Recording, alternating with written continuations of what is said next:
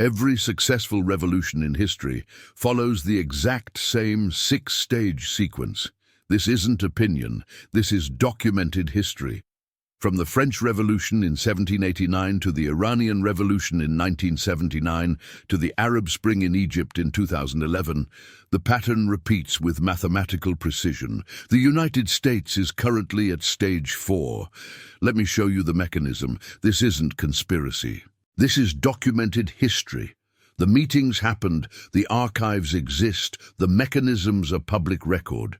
When you see how they built the sequence, you'll understand why every revolution looks different on the surface but follows identical structural stages underneath. The pattern within the pattern. Before we go through the cases, you need to understand what a social uprising actually is. A social uprising is not a protest that gets out of hand. It's not a riot that spreads. A social uprising is the systematic breakdown of legitimacy between a ruling class and the governed population, following predictable stages that create conditions for the next stage. Each stage builds pressure that makes the following stage inevitable. Once stage 4 begins, the sequence becomes self-reinforcing. Let's look at France in 1789. The financial crisis started in the 1770s when France spent over 2 billion livres supporting the American Revolution against Britain. By 1787, the French treasury was paying 50% of all revenue just to service existing debt. Jacques Necker, the finance minister, published the Compte Rendu in 1781, revealing that the nobility and clergy paid no taxes, while the Third Estate carried the entire burden. King Louis XVI called the Assembly of Notables in February 1787, asking the aristocracy to accept taxation. They refused. By May 1789, Louis was forced to convene the Estates General for the first time since 1614. On June 17, 1789, the Third Estate declared itself the National Assembly. 3 days later, they took the tennis court oath, refusing to disband until France had a new constitution. The aristocracy had lost control of the political process. That's stage 1 complete.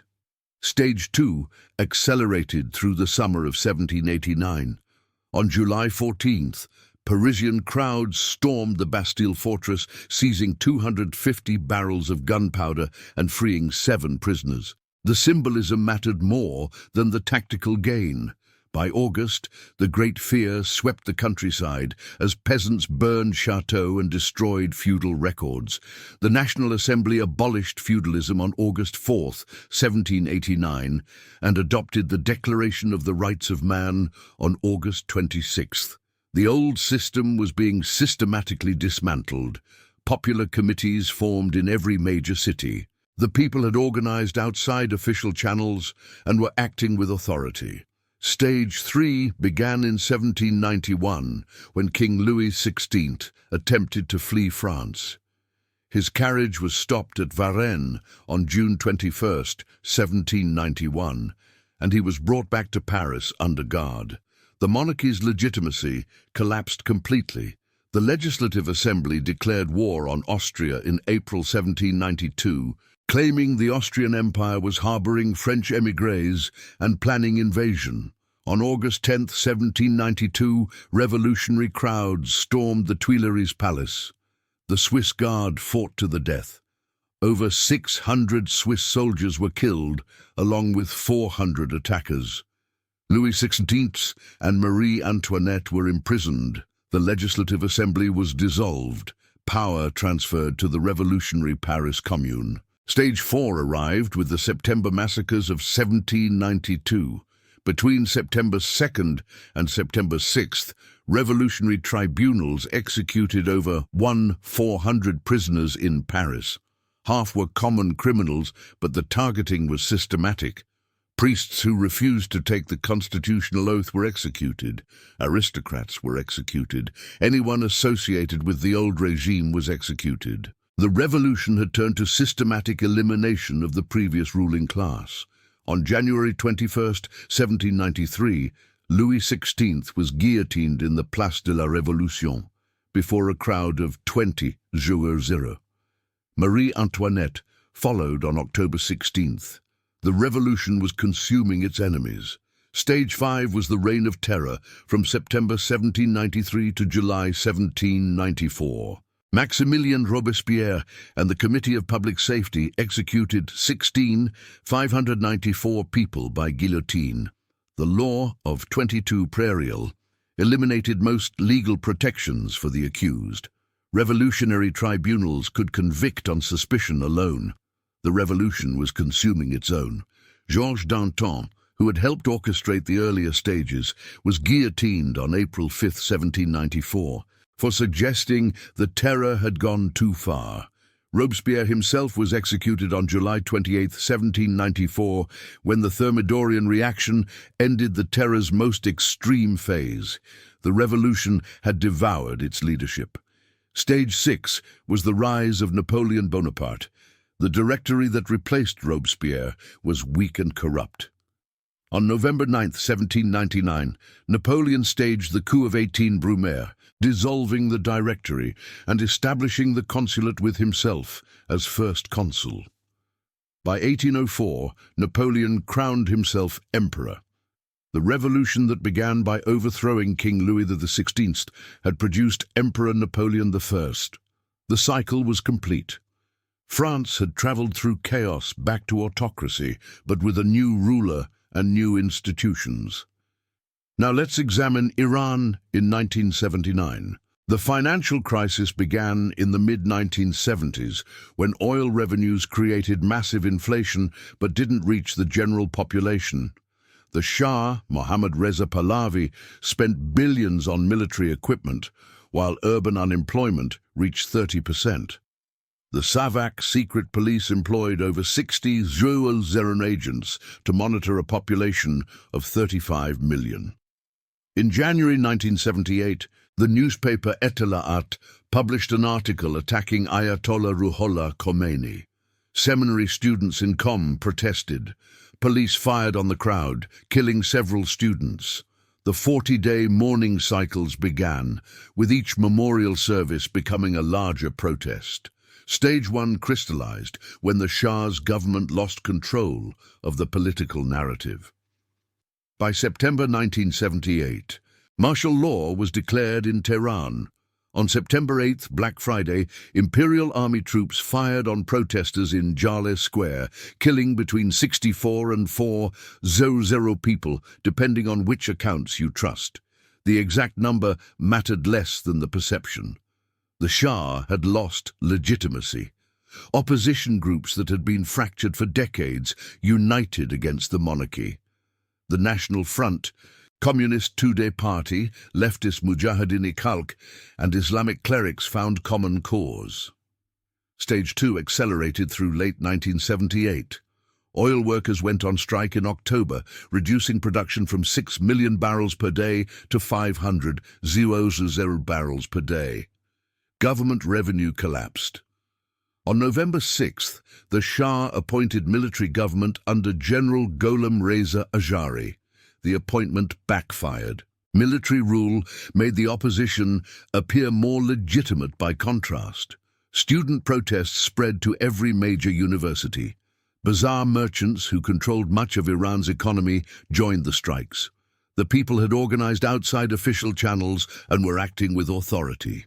Stage 3 began in December 1978, when the Shah's foreign support disappeared. President Jimmy Carter withdrew American backing on December 12th, stating the United States would not intervene to save the Shah's government.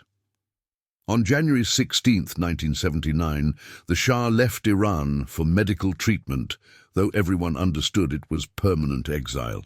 Ayatollah Khomeini returned from 15 years of exile on February 1, 1979, greeted by crowds estimated at 3 million people. The monarchy's legitimacy had transferred completely to the revolutionary opposition.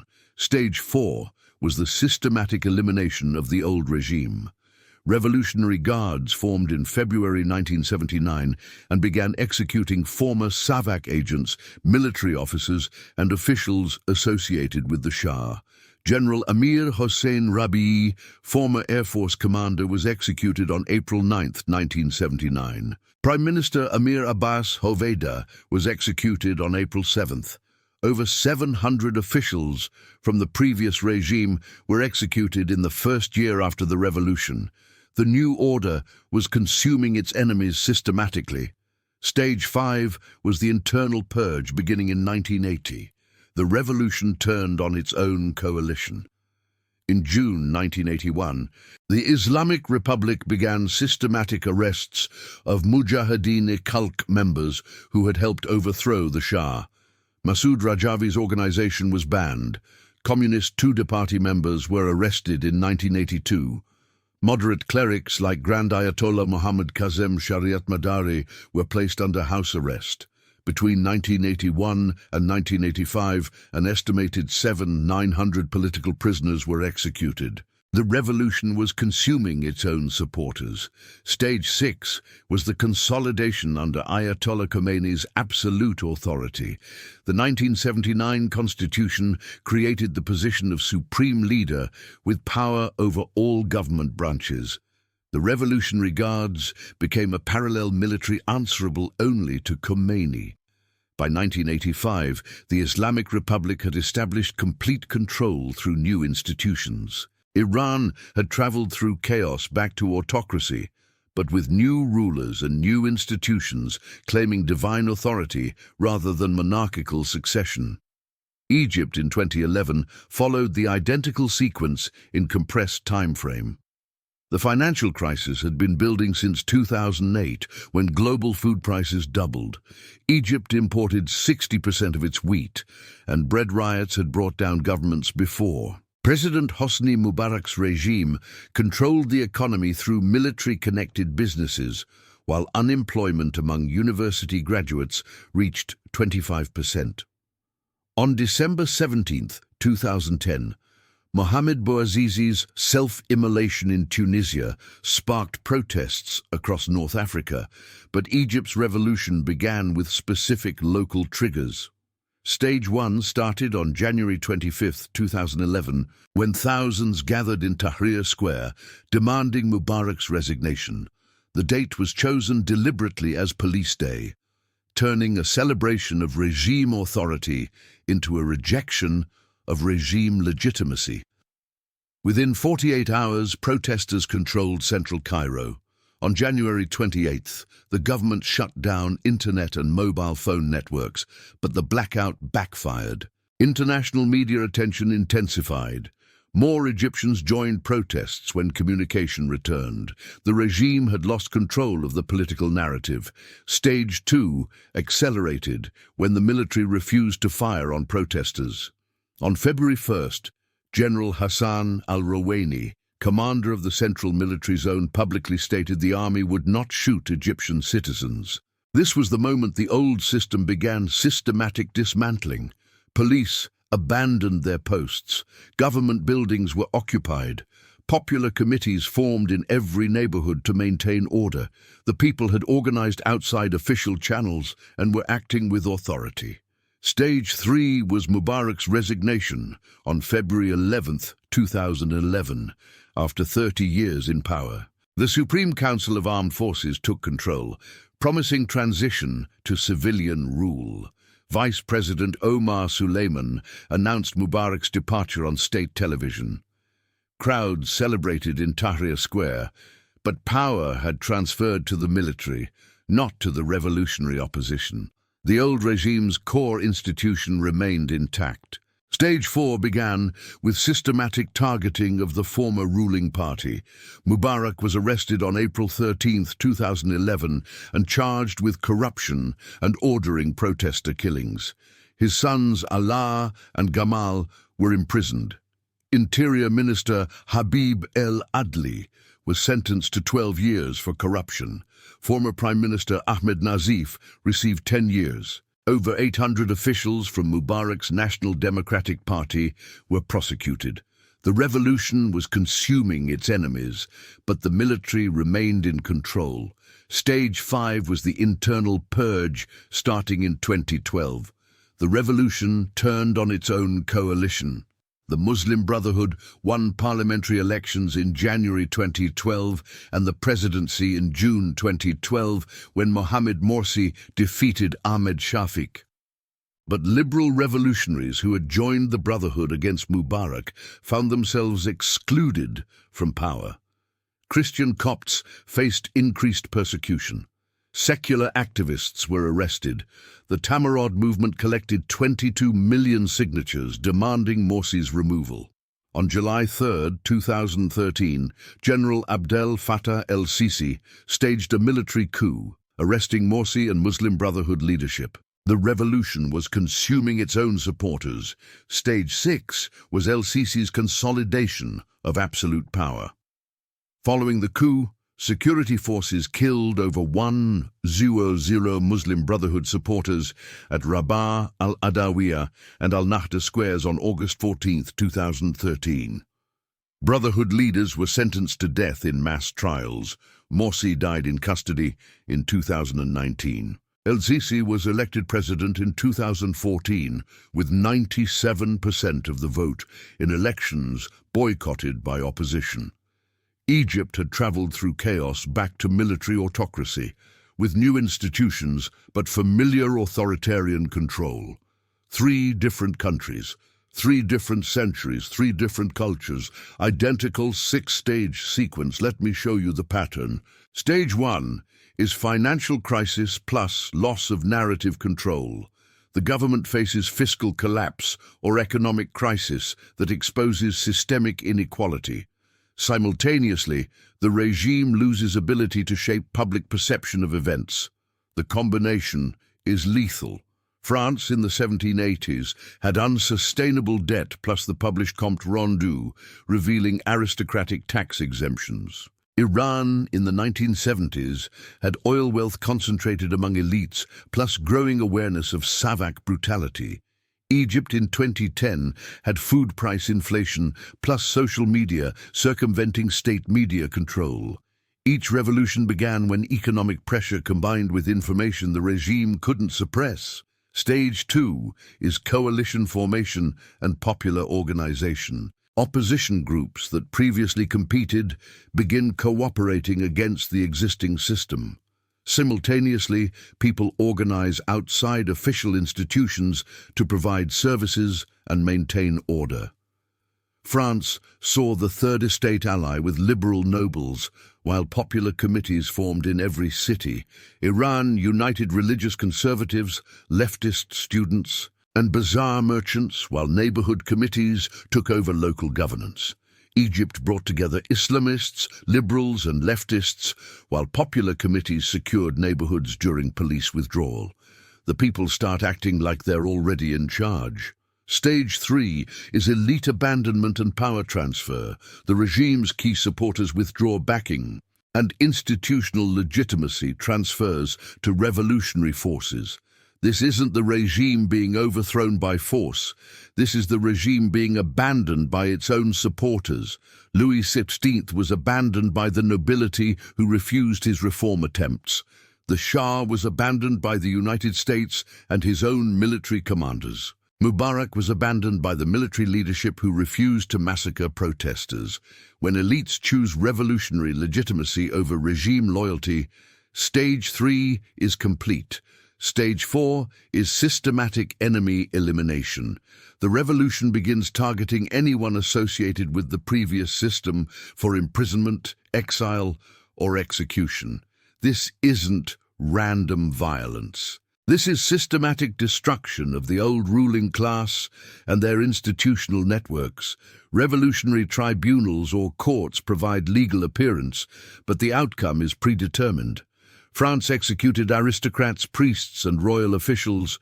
Iran executed Savak agents, military officers, and regime businessmen. Egypt prosecuted National Democratic Party officials and Mubarak family members. The new order cannot coexist with the old order's human infrastructure. Stage 5 is revolutionary coalition purge. The revolution turns on its own supporters, eliminating coalition members who helped create the new system but threaten its consolidation. Revolutionary unity was temporary alliance against common enemy. Once that enemy is destroyed, coalition partners become competitors for power. France executed Danton and other revolutionary leaders. Iran eliminated the Mujahideen-e-Khalq and Tudeh party members who helped overthrow the Shah. Egypt's military removed the Muslim Brotherhood who helped topple Mubarak. Revolutionary coalitions always devour themselves. Stage 6 is new autocracy consolidation. A single leader or institution emerges with absolute power, creating new systems that are often more oppressive than the original regime they replaced. Napoleon became emperor after overthrowing King Louis XVI. Khomeini established theocratic dictatorship after removing the Shah's secular autocracy. El-Sisi created military dictatorship after ending Mubarak's hybrid civilian-military rule. Revolutions don't create freedom. Revolutions create new forms of control with different rulers using different justifications. Now let's map the United States to this sequence. Stage 1, check. Financial crisis plus loss of narrative control. The federal debt has grown from 11 trillion in 2009 to over 33 trillion in 2023. Interest payments on the debt now consume over 640 billion annually, approaching 15% of all federal spending. Simultaneously, trust in major institutions has collapsed. Congressional approval ratings hover around 20%. Trust in mainstream media has fallen to 32% according to Gallup polling. Trust in the Supreme Court dropped to 25% after the Dobbs decision. The regime faces fiscal unsustainability while losing control of the information landscape through social media and alternative news sources. Stage 2, check. Coalition formation and popular organization outside official channels.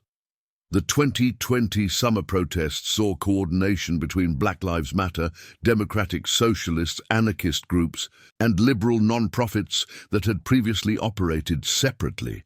Simultaneously, conservative coalitions united evangelical Christians, libertarians, populist Republicans, and militia groups around shared opposition to federal authority. Both sides have created parallel institutions. Progressive cities implement policies ignoring federal immigration law. Conservative states nullify federal firearms regulations. Red state governors transport migrants to blue cities. Blue state governors provide abortion access despite federal restrictions. Popular committees aren't forming yet, but institutional cooperation is breaking down while partisan coalition building accelerates. Stage 3 indicators are developing. Elite abandonment and power transfer. Corporate America has begun hedging political bets more carefully. Disney backed down from Florida battles. Major banks reduced ESG commitments after red state pressure. Silicon Valley executives privately acknowledge regulatory capture concerns while publicly maintaining regime support. Military leadership increasingly politicized, with different service branches taking different positions on social issues. Intelligence agencies operating against domestic political figures.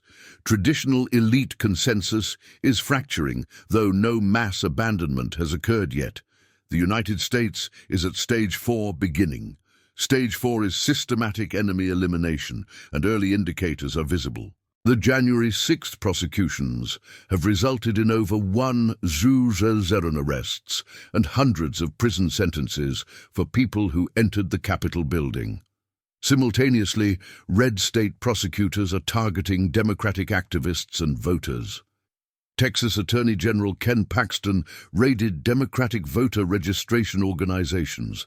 Florida Governor Ron DeSantis arrested 20 people for voting irregularities in 2022. Both sides are using legal systems to target political opponents systematically. The weapons are lawfare rather than revolutionary tribunals, but the pattern is enemy elimination through state power.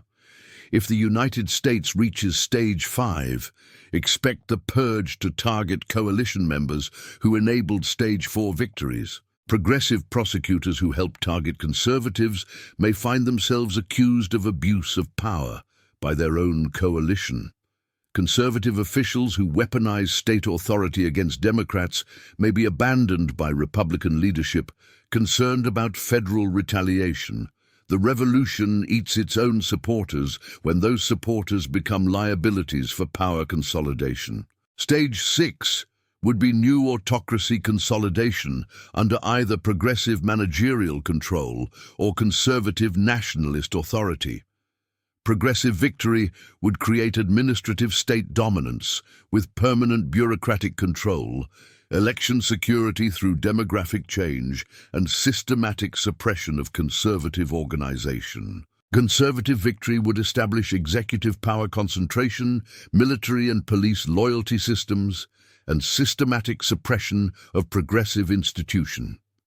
Either outcome creates more centralized authority than existed before the crisis began. What would Stage 5 look like in America? Start with coalition fractures as victory approaches. Progressive coalition splits between establishment Democrats and revolutionary socialists. Conservative coalition splits between business Republicans and populist nationalists. The winning side purges its own internal opposition to consolidate power. If progressives win, expect systematic targeting of moderate Democrats who compromised with conservatives. If conservatives win, expect systematic targeting of establishment Republicans who maintained institutional relationships with progressives. Stage 5 is always fratricidal. The timeline is accelerating. France took 4 years from Stage 1 to Stage 4, 1789 to 1793. Iran took 1 year, 1978 to 1979. Egypt took 3 years, 2011 to 2014. The United States has been in Stage 1 since 2020 and is entering Stage 4 in 2024. Digital communication and financial interconnection accelerate every stage. What took years historically now happens in months. Hold more cash than normal. Reduce exposure to institutions that depend on regime stability. Have location flexibility if possible. Know which stage you're in when the next crisis hits. The sequence becomes self-reinforcing after Stage 4 begins, and the United States is there now. Subscribe to this channel because they're not going to teach you this sequence in school. And when Stage 5 begins, you'll want to understand what comes next.